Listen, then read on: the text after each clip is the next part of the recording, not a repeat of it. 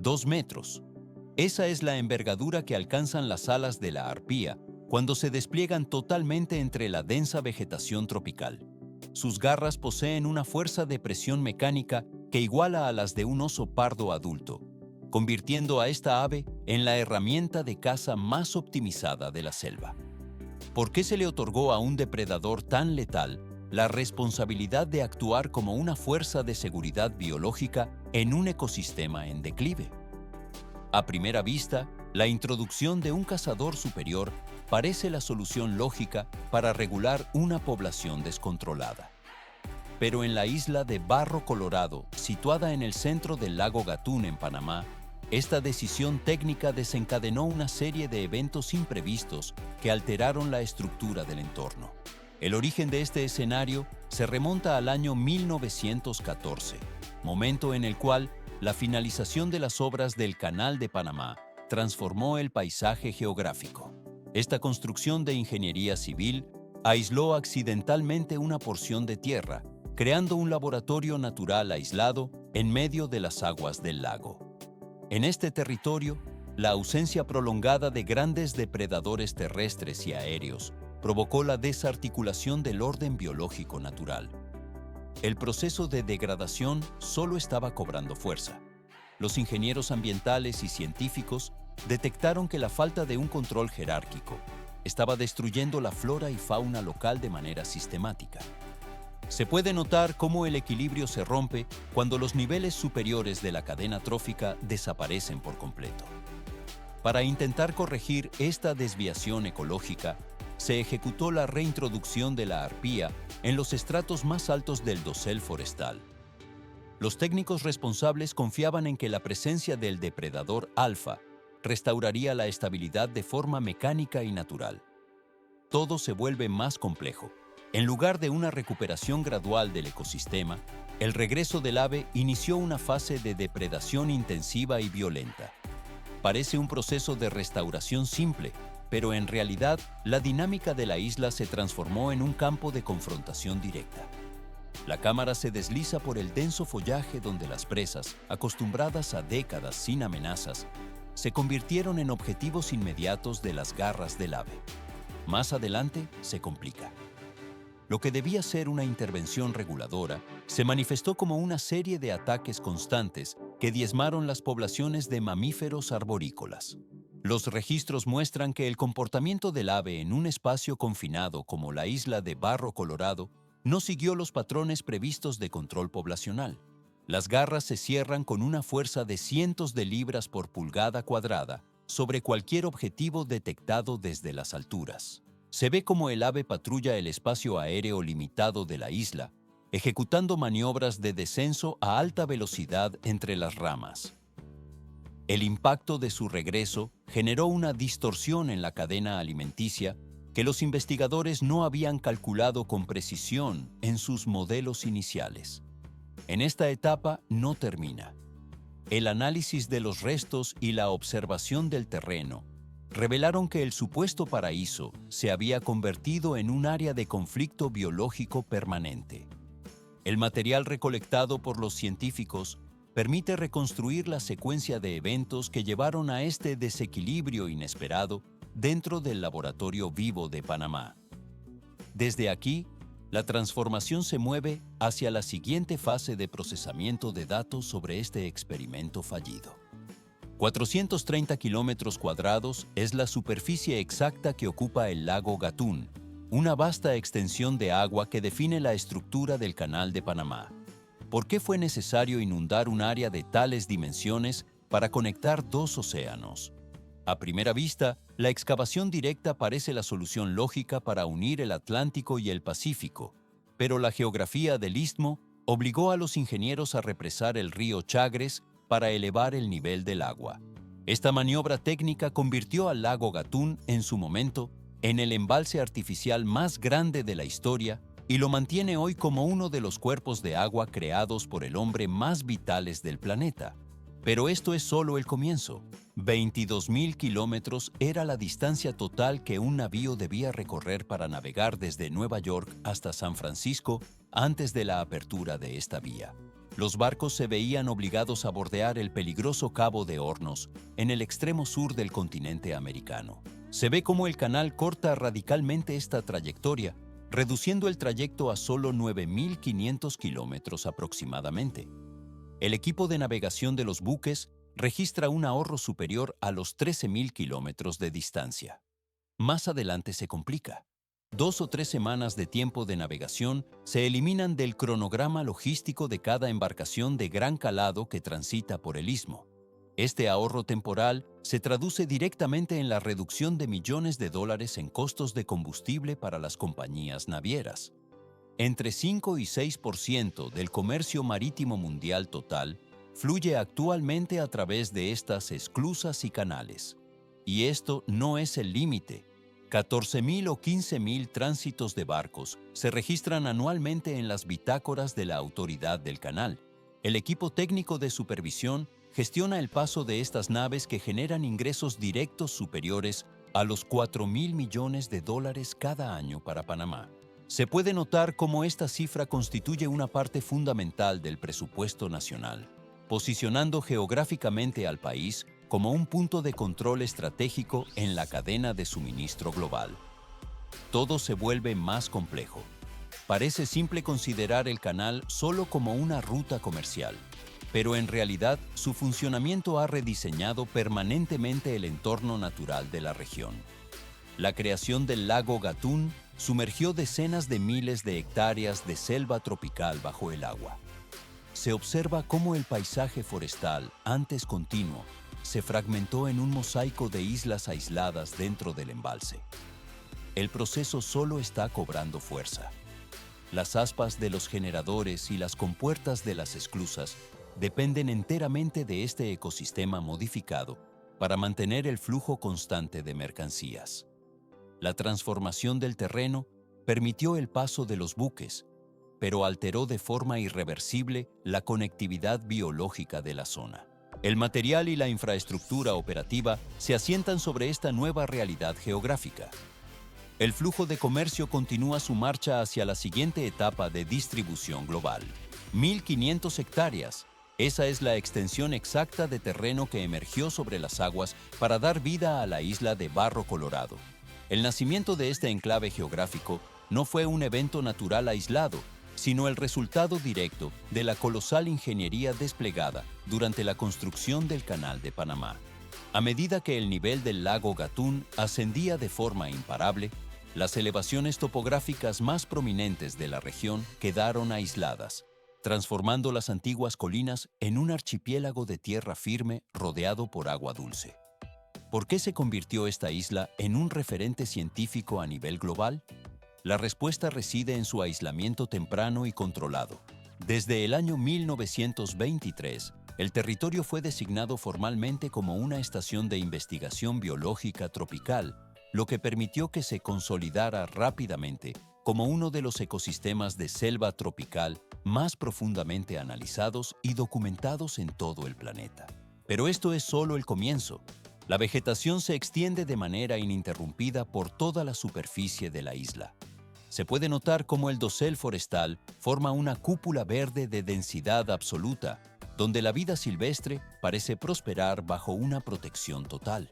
A primera vista, Barro Colorado se presenta como el ejemplo definitivo de una restauración exitosa y un equilibrio natural imperturbable. Parece un laboratorio viviente donde la biodiversidad ha permanecido resguardada de cualquier tipo de interferencia humana directa, funcionando bajo sus propias leyes biológicas. Más adelante se complica. La observación científica continuada durante más de 5 décadas reveló una estructura interna muy distinta a la apariencia externa.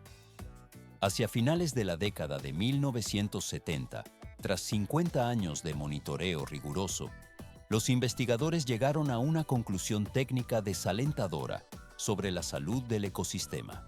Se ve cómo la ausencia de amenazas externas altera el comportamiento de las especies residentes. La seguridad ambiental absoluta se convirtió paradójicamente en un obstáculo para los mecanismos naturales de la evolución. Al desaparecer la presión constante ejercida por los depredadores de alto rango, El principio fundamental de la supervivencia del más apto dejó de operar con la eficiencia necesaria. El proceso solo está cobrando fuerza. Un sistema biológico requiere de tensiones internas para mantener su integridad estructural a largo plazo. Aunque el bosque conservaba un aspecto exuberante y una estabilidad superficial, en realidad operaba bajo la dinámica de lo que los científicos denominan un zombi biológico. Esta condición técnica describe un entorno donde los eslabones más críticos de la cadena trófica han sido eliminados o neutralizados. La cámara se desliza a lo largo del sotobosque, donde el equipo registra cambios sutiles pero irreversibles en la composición de las especies. Debido a la falta de regulación natural por depredación, la arquitectura misma de la selva comenzó a experimentar una transformación en su jerarquía y desarrollo. El equipo de investigación notó que la estructura del bosque iniciaba una deriva genética y poblacional sin precedentes. Se puede observar cómo la escasez de selección natural permite que poblaciones que normalmente serían controladas se expandan sin restricciones técnicas. Esto altera la distribución de las semillas, la densidad de los arbustos y la renovación del estrato superior. Todo se vuelve más complejo cuando se analiza la interdependencia de cada organismo dentro de este sistema cerrado. La isla, que parecía un santuario intocable, se transformó en un caso de estudio sobre la degradación silenciosa que ocurre cuando se rompe el ciclo de la vida silvestre. El material está listo para moverse a la siguiente fase de procesamiento sin prisa. 8 décadas de aislamiento geográfico transformaron la dinámica biológica de la isla de Barro Colorado tras la desaparición de los depredadores naturales. ¿Por qué la ausencia de jaguares y pumas desencadenó un desequilibrio tan profundo en el ecosistema forestal? A primera vista, la eliminación de los carnívoros podría interpretarse como una ventaja para las presas, pero en realidad, la falta de control biológico provocó que los primates, especialmente los monos aulladores y los capuchinos de cara blanca, experimentaran una explosión demográfica sin precedentes. Este crecimiento desmedido alteró la estructura misma de la selva tropical. Censos de largo plazo revelan que la densidad de monos aulladores en esta isla es de 3 a 5 veces superior a la registrada en los bosques continentales de Panamá. En las áreas terrestres donde aún habitan los grandes depredadores, las poblaciones se mantienen estables. Sin embargo, en Barro Colorado, el número de ejemplares por kilómetro cuadrado alcanzó niveles que los ecólogos califican como superiores a la capacidad de carga biológica del entorno. Se puede notar cómo el equipo de monitoreo registra cifras que desafían la sostenibilidad del recurso vegetal. Pero esto es solo el comienzo. Los aullidos de los primates resuenan con una frecuencia constante a través de la densa masa forestal de la isla. Estas vocalizaciones ya no cumplen su función original de advertencia ante el peligro inminente, sino que ahora funcionan como señales de una dominancia absoluta sobre el territorio. Las tropas de monos expandieron sus rangos de forrajeo de manera agresiva, explotando sistemáticamente casi todas las fuentes de alimento disponibles en el dosel. El equipo gradualmente documentó el consumo total de hojas jóvenes, frutos maduros y brotes recién germinados. Más adelante se complica. Estudios específicos sobre la regeneración forestal en la estación de Barro Colorado registraron una caída estrepitosa en la supervivencia de las plántulas. El proceso solo está cobrando fuerza en su impacto negativo sobre la flora. Para ciertas especies de árboles tolerantes a la sombra, el número de ejemplares jóvenes que logran alcanzar la madurez descendió en más de un 70% en comparación con los bosques de control situados en el continente. Se ve como el suelo del bosque presenta claros inusuales donde antes prosperaba la vegetación nueva, debido a la presión constante de consumo. Al principio, la visión de poblaciones densas de monos en el dosel se interpretó como un símbolo de éxito para las políticas de conservación ambiental. Solo parece evidente que una alta densidad es positiva, pero en realidad, el paso del tiempo reveló una faceta mucho más sombría de este fenómeno.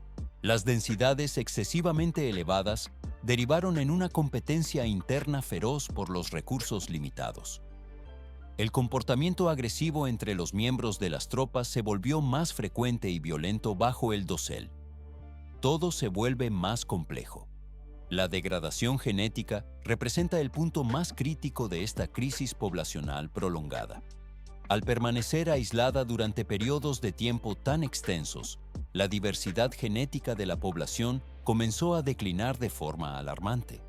La falta de intercambio de individuos con el exterior estancó el flujo de nuevos genes, debilitando la resistencia de la especie ante posibles enfermedades. Se puede notar cómo la endogamia se convierte en una amenaza invisible para el futuro de los primates. Desde aquí la transformación se mueve hacia la siguiente fase de procesamiento de datos ecológicos. El material recopilado permite entender cómo la falta de depredadores redefine el orden natural de forma irreversible.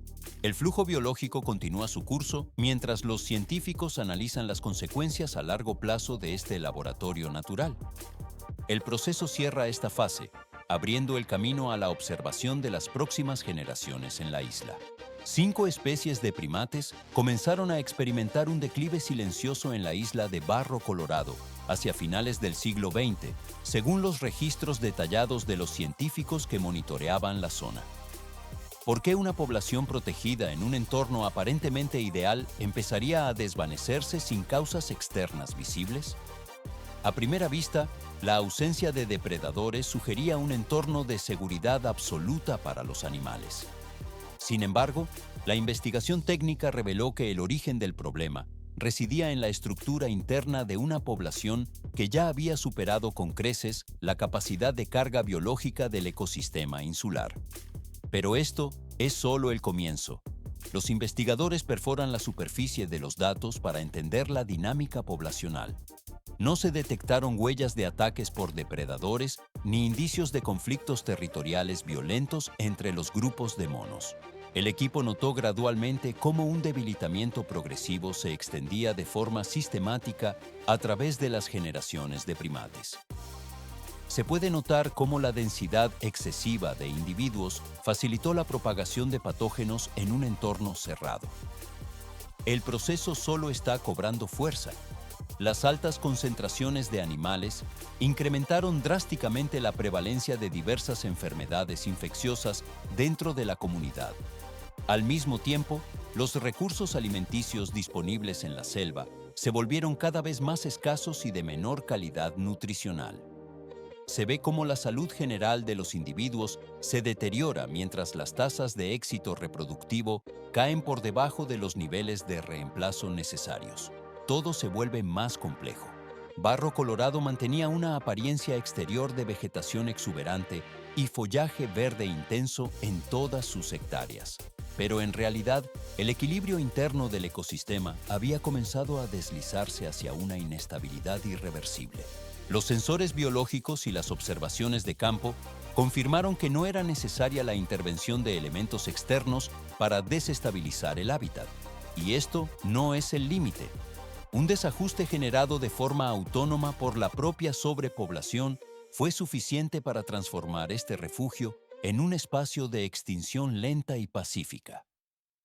La cámara se desliza a lo largo del dosel forestal, donde el silencio reemplaza gradualmente los sonidos habituales de la fauna. El material biológico de la isla se ajusta a una nueva realidad de escasez. Así concluye una de las etapas clave de la observación de poblaciones aisladas, dejando que el ecosistema busque su nuevo punto de reposo. 2 metros. Esa es la envergadura aproximada que alcanzan las alas de un águila arpía al desplegarse completamente en el aire. Esta ave fue considerada durante siglos la monarca absoluta de los cielos en las selvas de Centroamérica, y su reintroducción se propuso como una medida audaz para rescatar un ecosistema agotado. ¿Para qué devolver a un superdepredador a un entorno que ya se encuentra en un estado de fragilidad? A simple vista, introducir un cazador de tal magnitud podría parecer un riesgo para las especies restantes, pero sin la presencia de este regulador natural, el equilibrio biológico del bosque continuaría degradándose sin control. Esta especie no representa a una rapaz ordinaria bajo ningún estándar técnico. Sus garras superan los 13 centímetros de longitud, lo que las convierte en herramientas de presión y perforación extremadamente potentes. Se puede notar cómo el diseño anatómico de todo su cuerpo está especializado para un único objetivo físico: dominar la parte superior del dosel forestal. Más adelante se complica. En ese reino de ramas elevadas, ningún otro depredador puede competir con su capacidad de maniobra y fuerza de impacto.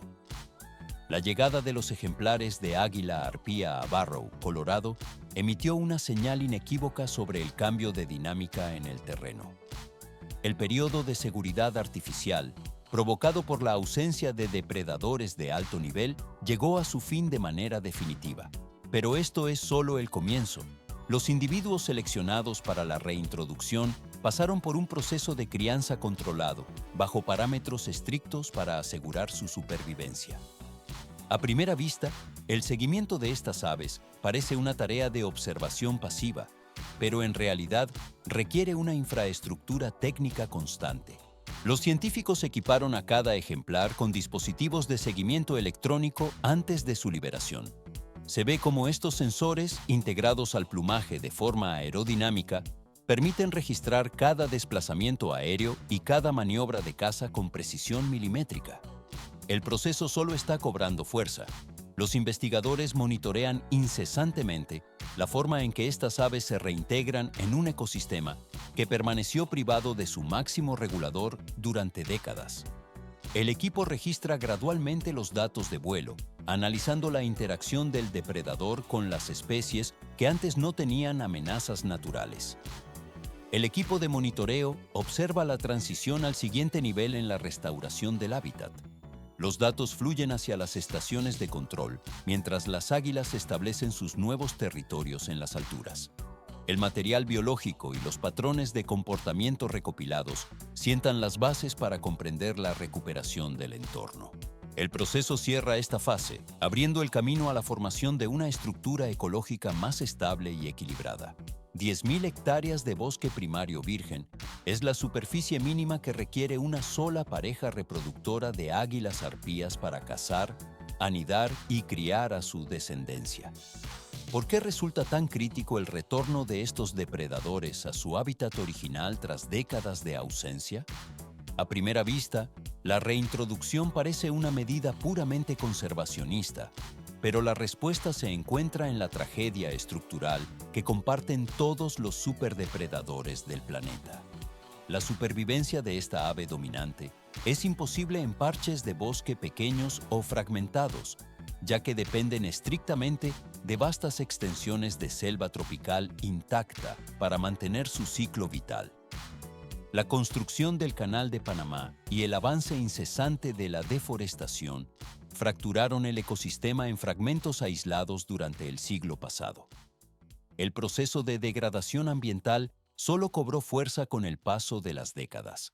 Se puede notar cómo la pérdida de conectividad entre las copas de los árboles eliminó las rutas de caza naturales del ave. Como consecuencia directa de esta alteración del entorno, el águila arpía prácticamente había desaparecido del territorio panameño a mediados del siglo XX, dejando un vacío en la cúspide de la cadena alimenticia. Cuando el soberano del dosel forestal fue desplazado, la integridad del reino biológico que antes protegía comenzó a debilitarse de manera inmediata. Más adelante se complica, pues la ausencia de un regulador natural altera la densidad de las especies subordinadas. Salvar al águila arpía no representa únicamente un esfuerzo por conservar a un ave de dimensiones magníficas, sino que constituye un intento técnico por preservar el núcleo funcional de la selva tropical. Se ve cómo el equipo de biólogos trabaja para garantizar que la estructura biológica del bosque no sufra un colapso sistémico total por la falta de sus depredadores de élite. El esfuerzo busca asegurar la estabilidad de un ecosistema que depende de un equilibrio preciso entre todas sus partes. Todo se vuelve más complejo cuando se analiza la interdependencia de las especies. En esta etapa no termina la labor, ya que la presencia del águila actúa como un indicador de la salud del bosque primario.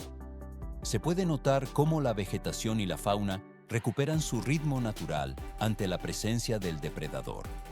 El metal de las etiquetas de seguimiento brilla bajo el sol mientras los especialistas monitorean cada movimiento desde las estaciones terrestres. 14 ejemplares fueron seguidos minuciosamente durante las fases iniciales de los programas de liberación.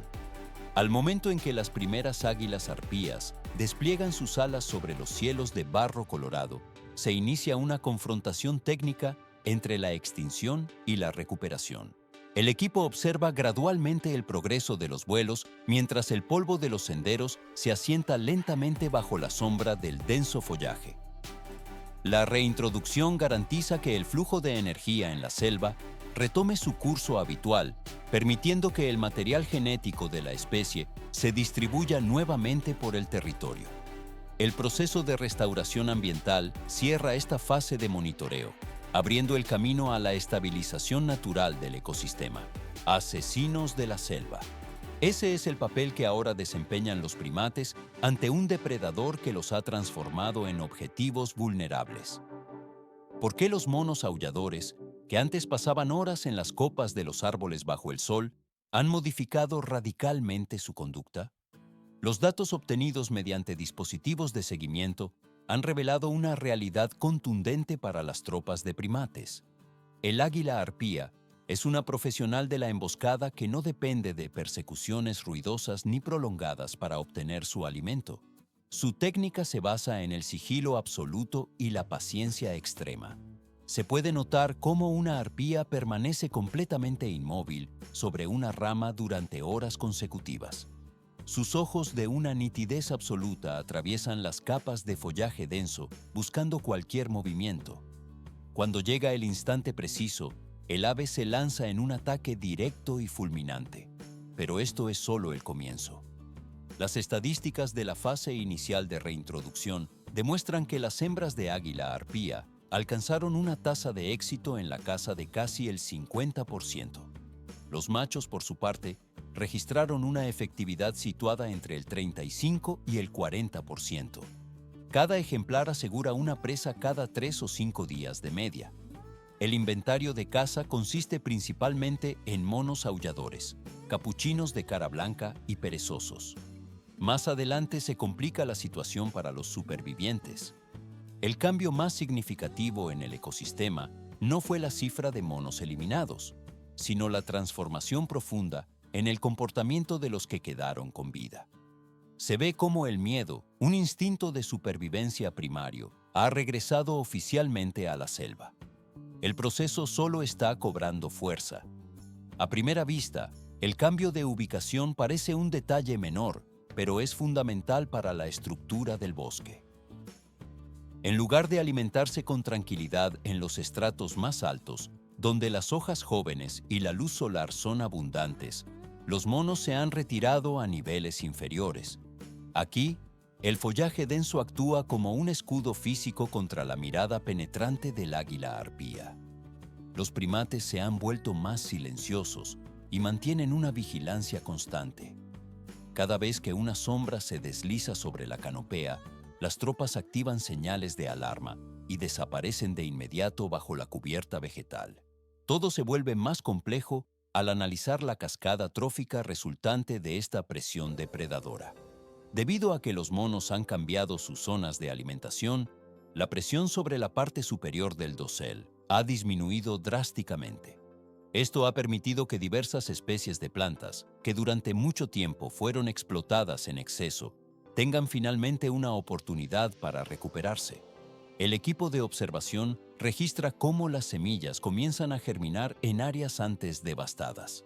Pequeñas aves e insectos que antes no podían competir con los monos por los recursos han empezado a regresar a estos nichos biológicos. La presencia constante del águila arpía funciona como un mecanismo de regulación para el ecosistema fragmentado. 30% de los individuos en las tropas de monos aulladores desaparecieron en tan solo los primeros meses tras la liberación del depredador. El ecosistema en Barrow, Colorado, había permanecido distorsionado durante un periodo tan prolongado que la reintroducción de un superdepredador actuó como un choque térmico extremo sobre una estructura frágil. ¿Por qué la llegada de un ave rapaz provocó un desajuste tan severo en lugar de una mejora inmediata? A primera vista, la presencia del águila arpía debería regular el entorno, pero la realidad técnica es que el sistema biológico reaccionó con una inestabilidad absoluta ante la presión selectiva.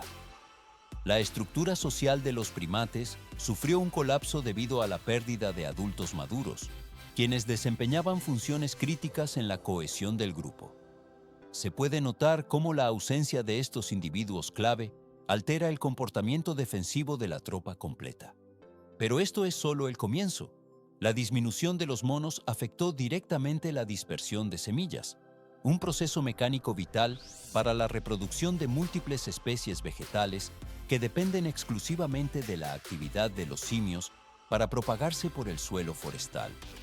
Pequeños animales que antes utilizaban la densidad de los grupos de monos como una cobertura indirecta, se convirtieron en objetivos secundarios para las garras del águila. El equipo científico registró cómo la selva tropical, en lugar de estabilizarse, entró en una fase de caos ecológico profundo. Se ve cómo el equilibrio se rompe cuando la cadena trófica se acelera más rápido de lo que las especies pueden adaptarse. Más adelante se complica. El proyecto de reintroducción de la arpía en la zona de Barrow tuvo que ser suspendido de manera obligatoria tras el periodo de implementación inicial. Parece simple atribuir esto a un fallo operativo, pero en realidad el factor determinante fue la escala física de la isla, que resultó ser insuficiente para un ave de tal envergadura. Las águilas comenzaron a volar de forma sistemática más allá de los límites geográficos del área protegida, incursionando en asentamientos humanos. Todo se vuelve más complejo. Los ejemplares se enfrentaron al riesgo inminente de recibir disparos al entrar en contacto con zonas habitadas por personas. Mantener una población estable de estas aves en un territorio tan fragmentado era genéticamente inviable para un periodo de tiempo prolongado. El equipo de investigadores determinó que, aunque el águila cumplió su función de policía ecológica con una eficacia técnica notable, la intervención humana requiere más que la simple liberación del animal. El experimento terminó con un alto grado de pesar profesional, dejando tras de sí un volumen de datos invaluables para la ciencia moderna. El material recopilado sirve ahora como una base técnica fundamental para entender la gestión de espacios protegidos. Se puede notar que el éxito de un proceso biológico no depende solo de la presencia del depredador, sino de la capacidad del entorno para sostener su actividad mecánica y reproductiva. El proceso cierra esta fase, permitiendo que la investigación se mueva hacia nuevas estrategias de conservación. Esta lección técnica demostró de manera contundente que la conservación no se limita únicamente a la preservación de los elementos residuales de un entorno. Se trata, en cambio, de la protección integral de una red de relaciones complejas, cuyo valor real suele identificarse solo después de su completa desaparición. ¿Por qué el valor de estas conexiones ecosistémicas es tan difícil de cuantificar antes de su colapso?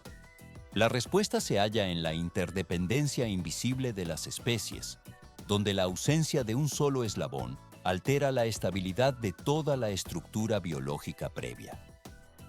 El caso de Barrow, en Colorado, no representa un evento aislado en la ingeniería ambiental. Es simplemente uno de los múltiples intentos documentados para corregir ecosistemas que han sido desviados de su curso natural por la intervención humana directa. Se puede notar cómo, en otras latitudes y bajo condiciones ambientales distintas, esfuerzos técnicos similares han derivado en resultados totalmente opuestos a los obtenidos en este enclave. El ejemplo más reconocido a nivel global es el Parque Nacional de Yellowstone. Allí, la reintroducción de lobos grises a mediados de la década de 1990 se transformó en un símbolo de restauración ecológica exitosa. Pero esto es solo el comienzo. Resulta llamativo que la acción mecánica de la reintroducción fuera, en su esencia técnica, idéntica en ambos escenarios geográficos. Tanto en Yellowstone como en Barrow, el personal técnico reincorporó a un depredador de nivel superior con el objetivo unificado de restaurar un orden natural que había sido fracturado. A primera vista, el procedimiento parece una réplica exacta, pero en realidad, los desenlaces divergieron de forma radical. Un sistema logró reequilibrarse de manera gradual con el paso de los años, mientras que el otro se vio obligado a detener el experimento de forma abrupta. La disparidad en los resultados no residía en las especies seleccionadas para la reintroducción, sino estrictamente en el contexto ecológico del terreno. Yellowstone opera como un sistema abierto, vasto en extensión, con una alta conectividad y espacio suficiente para que las especies ejecuten sus procesos de adaptación mecánica y biológica. Por el contrario, Barrow es un espacio reducido y aislado que se vio forzado a transformar su estructura interna a una velocidad excesiva. Todo se vuelve más complejo cuando se ignora la capacidad de respuesta del entorno. Este contraste técnico conduce a una lección fundamental dentro de la gestión ambiental. En la conservación de ecosistemas, no existe una solución única o estandarizada que pueda aplicarse universalmente. Una decisión técnica que resulta correcta para un ecosistema específico puede convertirse en un error operativo grave en otro, especialmente si se toma sin una comprensión absoluta de la escala, la conectividad y los límites naturales del sitio. El equipo de monitoreo observa cómo las variables geográficas dictan el éxito o el fracaso de la intervención. La crónica de Barrow funciona como un recordatorio riguroso de que la naturaleza no es una máquina que los seres humanos puedan desmantelar y reensamblar según su voluntad. Más adelante se complica el panorama al entender que los sistemas biológicos no siempre responden a la lógica de la reparación mecánica simple. A veces, una isla que parece segura por la ausencia de depredadores termina convirtiéndose en una sentencia de muerte lenta para todo el ecosistema circundante. Se ve cómo el equilibrio se rompe cuando se ignoran los parámetros de densidad y flujo migratorio dentro de estas zonas confinadas. El proceso de aprendizaje técnico sobre la gestión de depredadores subraya la importancia de la paciencia en la observación científica. Desde aquí, el análisis de las intervenciones humanas en la biosfera permite ajustar los protocolos para futuras operaciones de restauración de hábitats. El material de estudio recopilado en estas zonas de prueba sirve para establecer nuevos estándares de seguridad biológica. El flujo de datos recolectados abandona esta etapa, pasando a una fase de procesamiento y aplicación en nuevos proyectos de ingeniería ambiental.